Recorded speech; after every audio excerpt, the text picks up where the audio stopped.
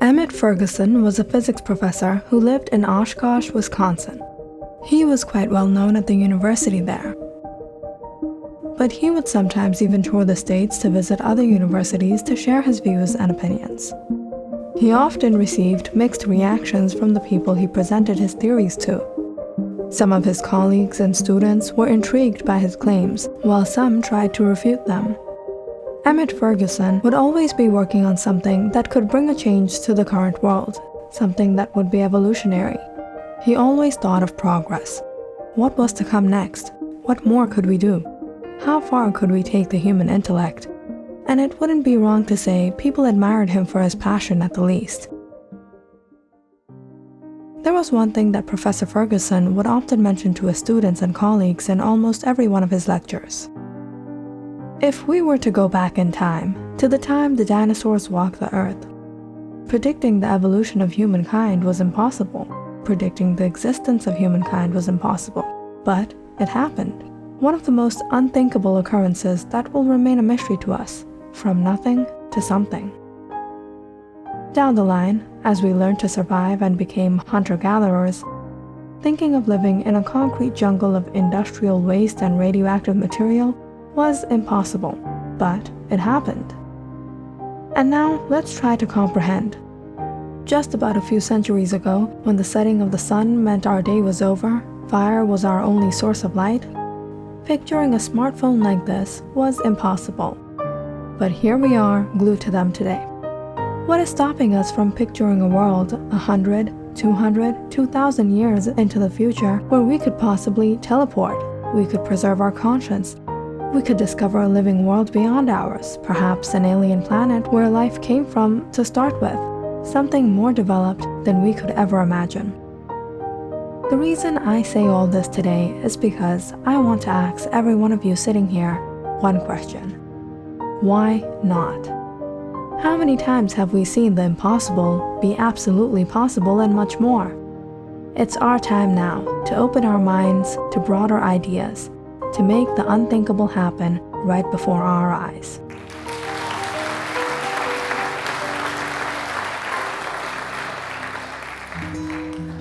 Professor Ferguson, you're truly a great mentor. You've showed me a better outlook towards our future. Yes, Professor Ferguson, we need more open-minded people like you to motivate the students. Professor Ferguson, I've been working on a new project. Please, it would be a great help if you assist me on it. I can't think of anyone who would direct my ideas towards a positive direction. But of course, along with the admiration, the compliments, and kind gestures, Professor Ferguson sometimes received some bitter words and simply discouragement to such ideas. Professor Ferguson had been working on a concept that many claimed as absurd, wrong, a waste of the human intellect. But it was Professor Ferguson's own principles that never let him down to get to the light at the end of the tunnel. However, it was one day that he felt quite demotivated and honestly a bit upset about what he was progressing towards. Professor Ferguson was working on the concept of time travel. Could this really be possible? Those who had spoke on the matter before him received little or no recognition for their work. They were victim to harsh words and mockery, but after staying up night and day looking over research papers and experiments performed by others, Professor Ferguson began to build upon a theory of his own. He wanted to test out if time travel was indeed the thing of the future, or if it could be something we could even master now. Sometimes Professor Ferguson mentioned his thoughts during his lectures. And it was one of these days that one of his colleagues happened to pass by his class and stayed back to hear him out. She was quite interested in Professor Ferguson's research, but she had a rather different perspective on it. It was in front of the whole class of students that Professor Anne Clark clapped her hands and entered through the door. "You impress me with your willpower and determination, Ferguson." "Thank you, Clark. I tried to give my best."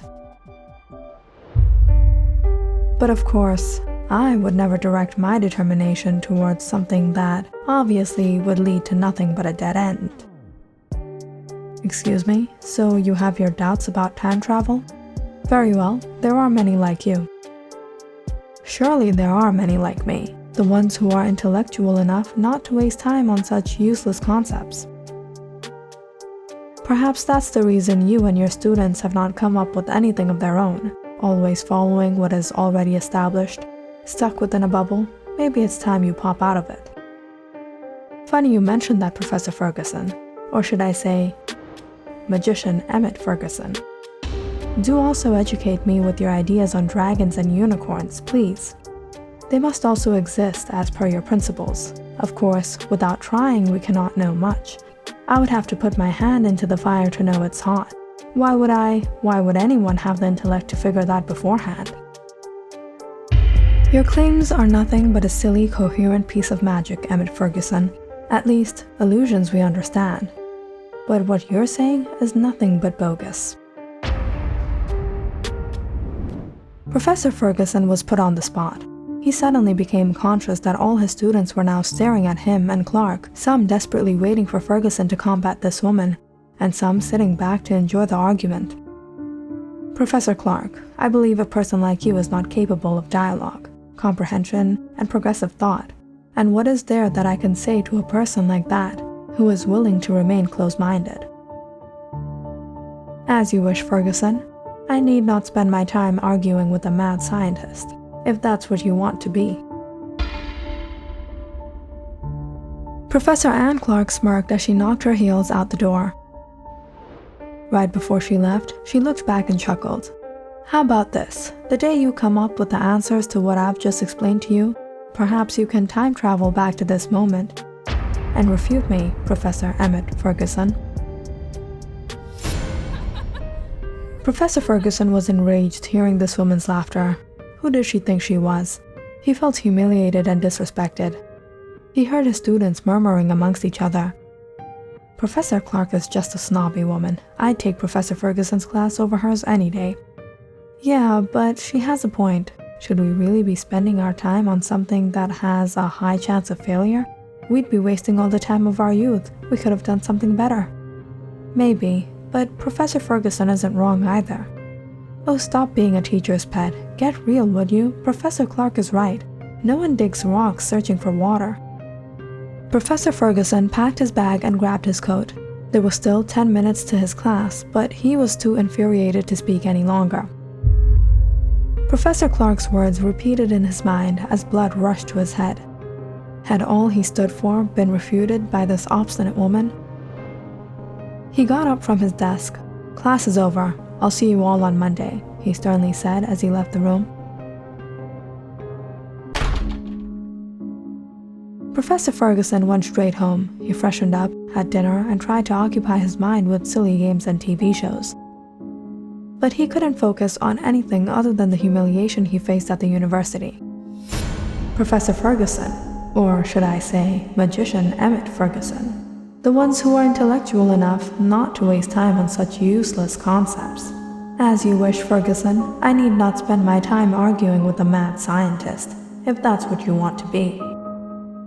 He took out his research work and pondered on it for hours into the night, to no avail. For the next week, Professor Ferguson simply took his classes to the point and nothing else. Oh, stop being a teacher's pet. Get real, would you? Professor Clark is right. No one digs rocks searching for water.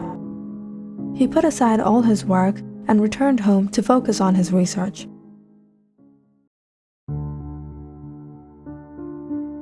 How about this? The day you come up with the answers to what I've just explained to you, perhaps you can time travel back to this moment and refute me, Professor Emmett Ferguson. You can time travel back to this moment. You can time travel and refute me. Refute me. And just when Ferguson started to give in to the criticism, he had figured a solution to his dilemma. Eureka! He snapped his fingers. I'm going to host a party. And this will be no ordinary party. Professor Ferguson planned to host a party, but he wouldn't invite anyone, nor would he mention the fact that he would be hosting a party of any kind, or for whom the party was to be hosted in the first place. It was indeed a clever idea to decipher if he was working towards a dead end or something evolutionary.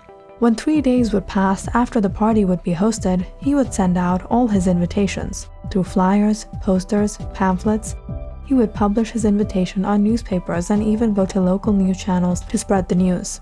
His plan was to get the information out there across the states. It would be a rendezvous for all time travelers, a humble request from his side that all people, from this point to the infinite future, if time travel would ever become possible, the receiver of his invitation should come back to the date of the party, and if not to attend, at least put out a sign of their visit. The next weekend, Professor Ferguson called up a venue and booked a hall for the event. He spoke with a very popular catering company and hired them for all arrangements for the party. It was a Saturday night that Professor Ferguson dressed in his best and arrived at the venue. As the management prepared the hall for the night, he sat down at the table, waiting for his guests.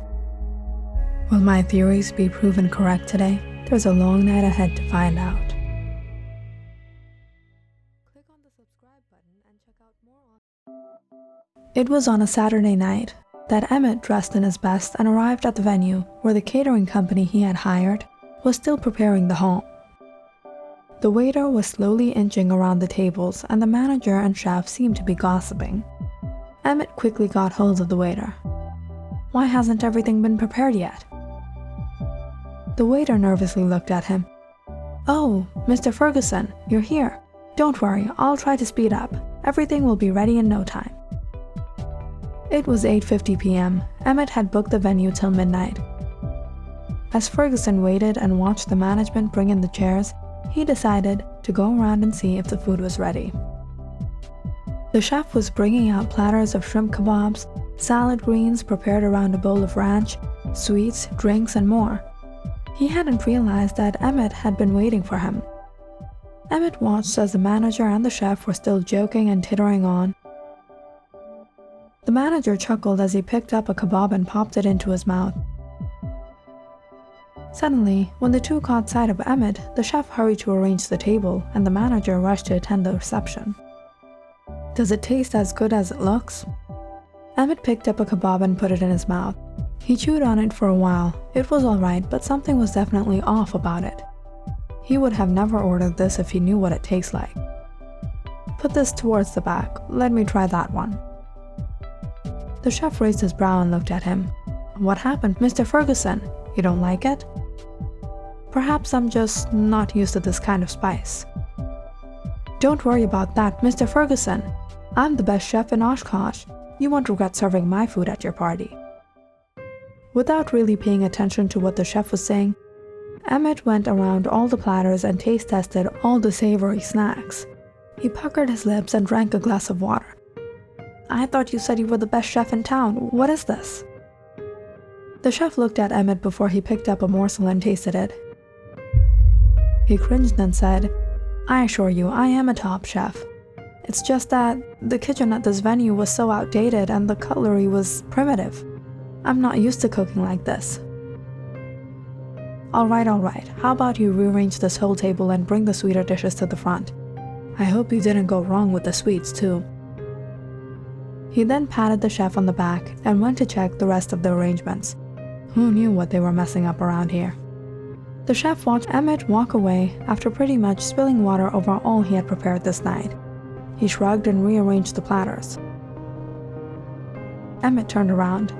It seemed like all tables and chairs and decorations had been ready, but as Emmett scanned the room, the first person that caught his eye was the manager, who was simply walking around following the waiter and chatting with him.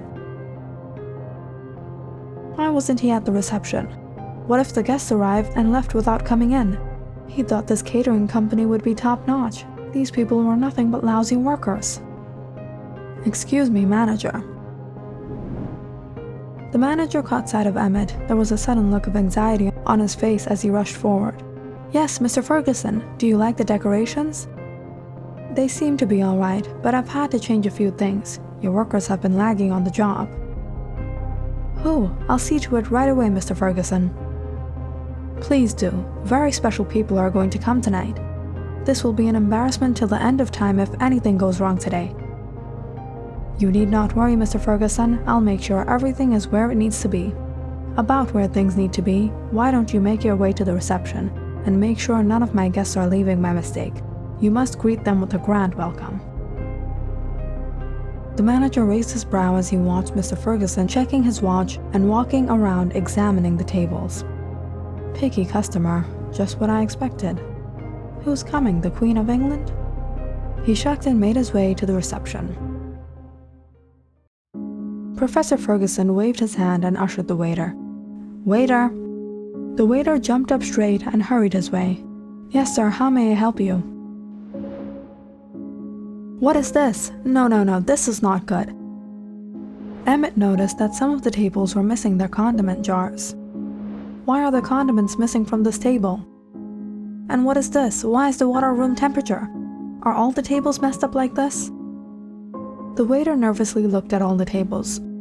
"Oh, this was just a small mistake. I'll get it in a jiff. It's a good thing that none of the guests have arrived." "Hurry, chop, they'll be arriving soon. Everything needs to be absolutely perfect. I want this night to be memorable. These guests are very important people." Overly irritated, the waiter fixed up the tables. "Can't wait to get back home. I'm not used to doing this stupid job. This is the worst. I told them to make me the manager, but no, they had to make me the waiter," he said before fleeing to ditch the rest of his work. "What did he say?" "He keeps mentioning his special important guest. Who's gonna come tonight? The Prince of Dubai?" "Of course not. It's the Queen of England." "That's what I said." Everything was soon just where it needed to be. Emmett was sitting at the table, leaning on his fist, tapping his feet in anxiety. He sighed as he peeked at the management crew standing around murmuring amongst each other as they occasionally glanced at him. Nearly the whole night had passed, 10 minutes before midnight. The manager came over to his table. "Mr. Ferguson, what happened to your special guests?" The manager smirked as he handed Emmett the bill. "This doesn't include our tips." Emmett sighed as he opened up the bill. He took out his card and walked back to the reception with the manager. Just then, the waiter arrived and quickly pointed out, "Mr. Ferguson, unfortunately when you pay by card we don't get any tips. Could you please tip us in cash?" "What? How is that possible? Could you not just cut the share of the tips from the whole payment?" "I don't carry cash with me." "I'm afraid not, sir, but there is an ATM machine across the street. I hope you know the general rule is you tip 15% of the bill." Emmett shrugged as he left the building. There was still a few minutes left to 12, but he was out of patience. If no one had come the whole night, no one would come in the last few minutes either. He went across the street and cashed out $200 as he murmured under his breath, 15% of the bill for these lousy caterers. They didn't even have to serve anyone. After paying the bill and giving everyone their tips, Emmett grabbed his coat and headed out the door. "Mr. Ferguson, we enjoyed working with you tonight. I hope you enjoyed our service. Perhaps we will meet again soon in the future." "Yes, that's all right. I don't think I'll be hosting parties for a while, thank you." Emmett was quite disappointed with how the night had turned out, but even if no one had arrived, he would still complete his plan. On Tuesday, he sent out all his invitations and contacted local TV channels to advertise his small invitation. All went well, but Emmett had already knew that all money, time, and energy had gone to waste, because if time travel would be possible, then that night at least one person would have come. It was just another humiliating few hours as the management gained a heavy tip and smirked on their way out.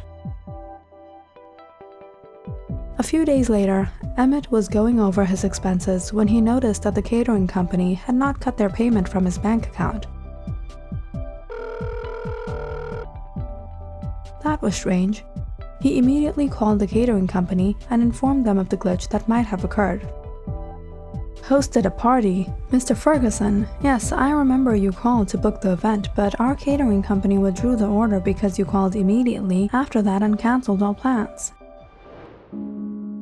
"Cancelled all plans? What are you talking about? I hosted the party on Saturday, and your catering company had prepared everything." Mr. Ferguson, you're mistaken. Besides, why would our company not accept a payment for a party? Emmett couldn't understand what was going on. He then called the venue where the party had taken place and asked about the catering company that had arranged everything that night. Yes, Mr. Ferguson, just give me one moment till I take out the records. Aha! Mr. Ferguson, don't worry, it wasn't a glitch. It says it was the Oshkosh Catering Company. The service had been prepaid days before the event. You must have forgotten, it happens. Sometimes planning big events goes straight over our heads. What? Oshkosh Catering? Can you please give me their contact information? Sorry, Mr. Ferguson, they didn't seem to leave behind any other information. Emmett put down the phone confused. Prepaid? How can that be? He hadn't told anyone about the party for this event to be prepaid. He searched all the catering companies in Oshkosh. The supposed Oshkosh Catering Company didn't even exist. This is ridiculous. Then who were those people who worked there the whole night? Emmett tried to recall everything that had happened anew. Mr. Ferguson, we enjoyed working with you tonight. I hope you enjoyed our service. Perhaps we will meet again soon in the future. Suddenly, it clicked to him. This event could only be prepaid if someone else had received the information about the party first, through the information he sent 3 days after the party was hosted, on Tuesday. It was them all along. The test worked. They were no lousy caterers. They were the time travelers. Click on the subscribe button and check out more awesome videos on our channel. And don't forget to press the bell icon because you know it's interesting.